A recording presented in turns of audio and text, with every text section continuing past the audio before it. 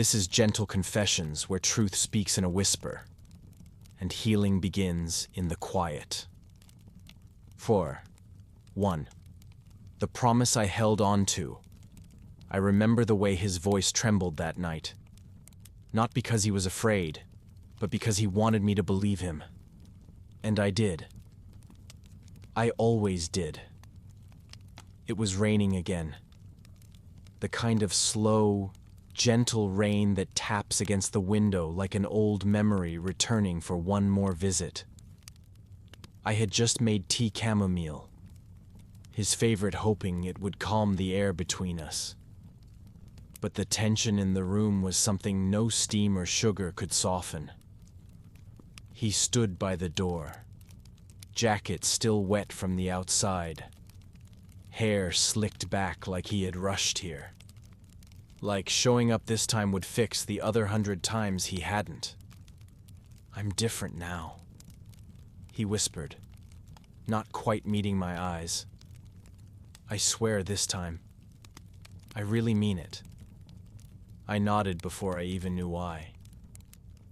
Maybe it was the way his hands trembled as he reached for mine, or how his voice cracked when he said my name. Or maybe it was because I wanted the version of him I loved to finally step into the room, the one I held onto in memory.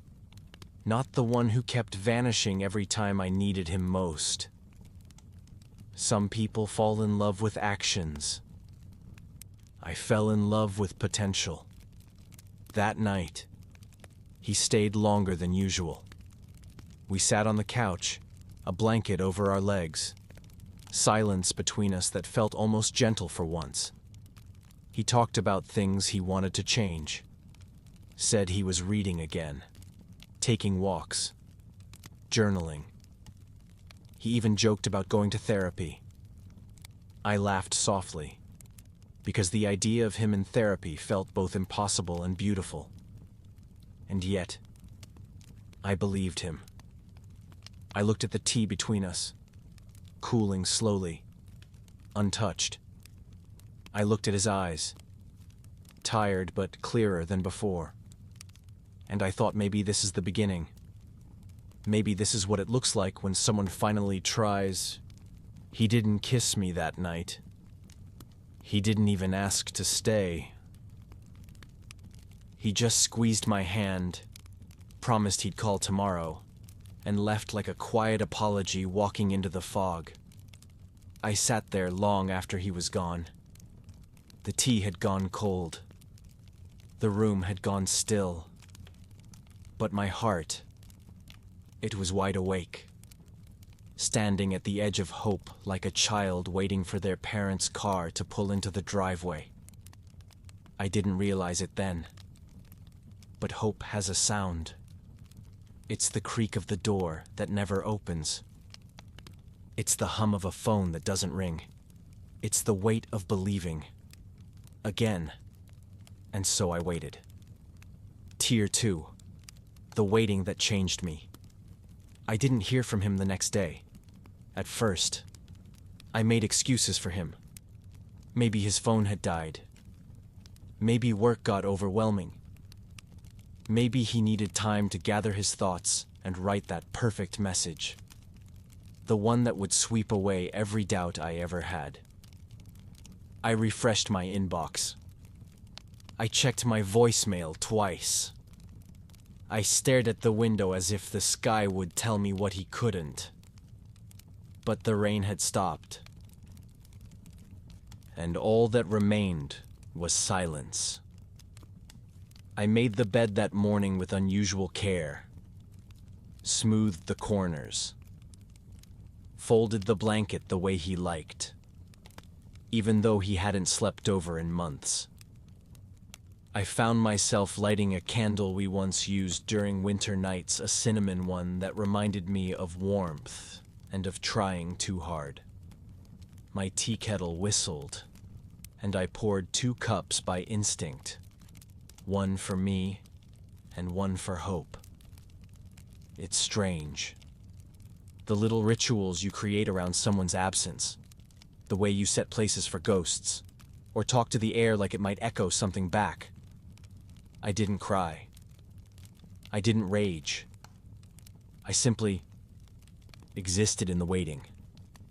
And somehow, that felt more exhausting than any heartbreak could. That night, I scrolled through our old messages. Some were sweet. Some were messy. All of them had one thing in common: me. Believing. Me. Saying it's okay after a forgotten birthday. Me. Saying I understand after a broken promise. Me. Patching holes in a boat he kept drilling through. I found a picture of us from last fall. We were laughing genuinely. I had forgotten how wide my smile could be. He had his arm around me, and I remember thinking, this is what it means to be chosen. But now, I looked closer and realized I was leaning in more than he was. I was always leaning in. That night, I didn't text. I didn't call. Instead, I made myself a cup of peppermint tea, not his favorite mine, and I sat on the floor by the window, watching the city light up in little pieces, apartment by apartment. Life went on. Even if mine felt paused, I thought about the last words he said. I'm different now. And I whispered to the dark, so am I. It wasn't anger that filled me. It was something quieter, like the soft closing of a chapter.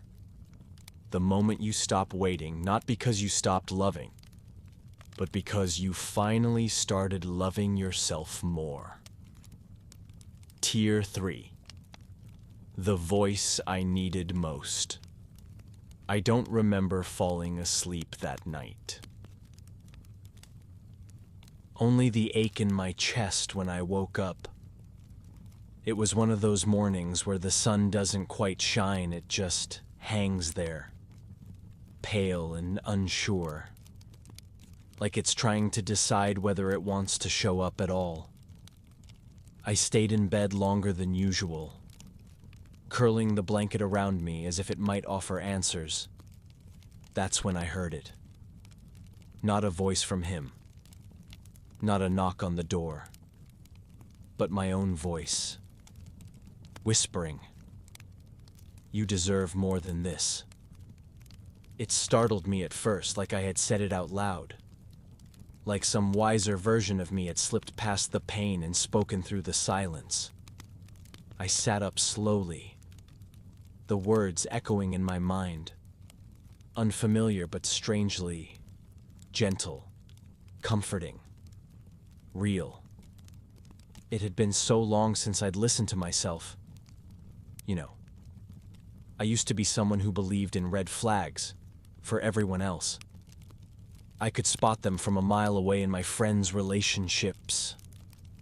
I'd gently warn, kindly suggest. But when it came to my own heart, I wore blinders made of hope. And he knew that. He knew I would always pick understanding over confrontation. He knew I would choose the benefit of the doubt, again and again. He knew I was soft, and mistook that softness for weakness. But that morning, sitting alone in the hush of my apartment, I realized something. Softness isn't the opposite of strength. It is strength, just a quieter kind. The kind that stays. The kind that forgives. The kind that lets go without needing to win. I made breakfast slowly. Toast, honey, a slice of orange. No distractions, just the sound of the butter knife scraping across the bread, and the hum of the fridge behind me. The world was moving on without me. And for once, I was okay with that. My phone buzzed at 10:46 a.m. His name lit up the screen. I stared at it. My thumb hovered. Heart stilled. And then I put the phone down. I didn't read the message. I didn't need to, because I already knew what it would say. Some string of words laced with guilt and charm. A soft apology. A vague excuse. Maybe even the dreaded "I didn't want to hurt you." But he did. Not out of malice, but out of carelessness. And carelessness still cuts. Instead of reading it, I opened my window and let in the morning breeze. There was a smell of dew, and something faintly floral. The world smelled new, even if nothing had changed. And that's when I heard it again, my voice. You're allowed to want more. It wasn't angry. It wasn't desperate. It was true. I left my apartment that afternoon. Took a long walk through the neighborhood. The bookstore on the corner had a display of poetry in the window. I went inside, bought a small, blue paperback with gold lettering, sat on a park bench and read the first page. Some people come into your life like rain. They don't mean to flood you. They just don't know how to stop. I closed the book and smiled. Not because it hurt less, but because I finally felt seen. For the first time in months, I didn't wish for him to show up. I didn't wonder if he'd notice my absence. I just breathed. And in that breath, I found myself again. She was always there underneath the ache, the waiting, the self-doubt. She was the girl who laughed too loud at her own jokes, who cried at commercials, who left notes in library books for strangers to find, who dreamed with her whole chest. She was me, and she was worth coming back to. Tier 4. The confession I never sent. I found the letter again. It had been tucked behind a recipe card in the kitchen drawer, the one filled with mismatched batteries, dull scissors, and rubber bands that had lost their stretch. I hadn't meant to find it, but maybe it had meant to find me. The envelope was still unsealed. My handwriting on the front, his name, written in a curve I no longer used. I held it like a fragile leaf, unsure if opening it would stir something best left still. But curiosity, like healing, often comes in whispers. So I sat by the window, pulled the blanket over my lap, and unfolded it slowly. I don't know how to say this without sounding dramatic, but I think you broke something in me. That's how it began. No poetry. No preamble. Just honesty, raw and trembling. I gave you pieces of myself I had never even looked at closely. I told you stories I hadn't told my best friends. And in return, you gave me silence when I needed words, and confusion when I needed clarity. I read it aloud, as if confessing it to the breeze. I kept thinking, if I was patient enough, kind enough, forgiving enough, you'd meet me halfway. But love doesn't live in equations. And I finally understand that I was always showing up to a room you weren't in. There was a pause in the letter, a blank space, just enough for a breath. Still, I don't hate you. I couldn't. Not really. I think you were trying the best way you knew how. And maybe that version of love just didn't fit the shape of me. I smiled. It wasn't bitterness that rose up. It was release. All those nights I'd rehearsed that letter in my mind, thinking it was something I needed to send to be heard, to be validated, to be seen. But sitting there, with the morning light turning the paper gold, I realized I didn't write that letter for him. I wrote it for me. Because sometimes healing isn't about confrontation. Sometimes it's about acknowledgement. The quiet kind. The kind that says, yes, that happened. Yes, it hurt. And yes, I'm still here. I placed the letter back in the drawer. Not hidden, but resting. Like a chapter I had finally read out loud and no longer needed to carry. I made tea after that. Jasmine. The kind that smells like old bookstores and rainy afternoons. And I poured it into the mug I used when I was still living with him, the one he always said was too small. But it wasn't. It was perfect for me. Funny how the smallest things feel like home again when you let go of who made them feel foreign. That evening, I lit a candle. Just one. No music. No phone. Just the flicker and the hush. And I whispered something into the quiet, a line I hadn't dared say until now. I forgive you. Not because he asked, not because he changed, but because I didn't want to carry his silence in my voice anymore. And maybe, just maybe, that's what it means to come back to yourself. Tier 5. The way back to myself. Some nights, I still find myself walking through the quiet of my apartment like a ghost retracing old footsteps. The light in the hallway flickers softly, same as it did that winter I thought I'd never stop missing him. But something has changed. The silence, once heavy, has softened. It no longer echoes with absence, it hums with presence. My own. I started doing small things for myself again. Not because I had to, but because I wanted to. Like lighting a candle before bed. Or playing soft music in the morning while I stretch.